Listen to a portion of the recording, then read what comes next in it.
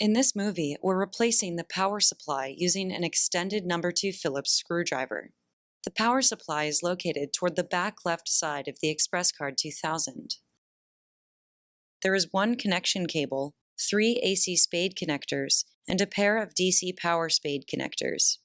It is secured from underneath the machine by 4 screws on the exterior base plate. Shut down the unit by pressing and holding the power button on the front of the machine for a few seconds. Be sure to unplug the power and data cables before you continue. Open the top cover using the barrel key, grasp the handles, and lift up so that the cover folds in half. Slide the machine a few inches off the table so that the left side panel's bottom edge is exposed. The first screw sits near the XY assembly.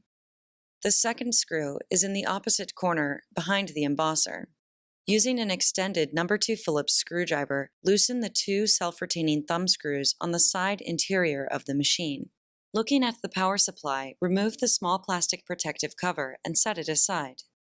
Loosen the 3 screws securing the AC spade connectors so that they can be removed easily.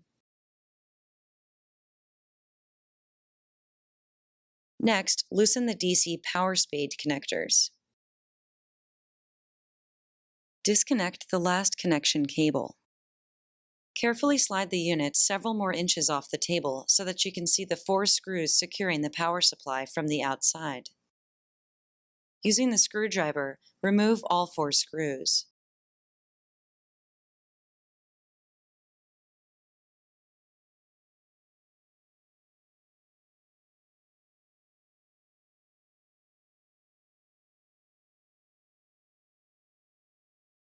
Slide the power supply out of the EC2000 and set it aside.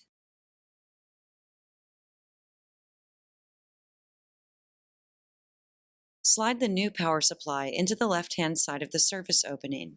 The box should rest over the mounting holes about 2 inches from the opening.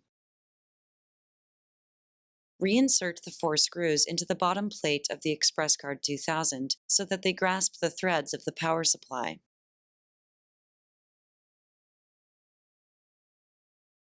Slide the unit back so that it's stable and is resting only 1 inch off the table. Reconnect the power connection cable and the DC power spade connectors. Red is positive and on the right side, black is negative and on the left side.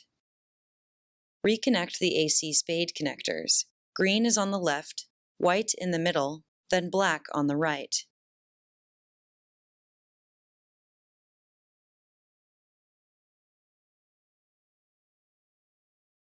Make sure they are well connected and will not come loose. Replace the plastic protective cover. Reinsert the side panel cover back into the service opening and secure it with the 2 thumb screws. Slide the unit back onto the table so that it's stable and secured, then close and lock the top cover.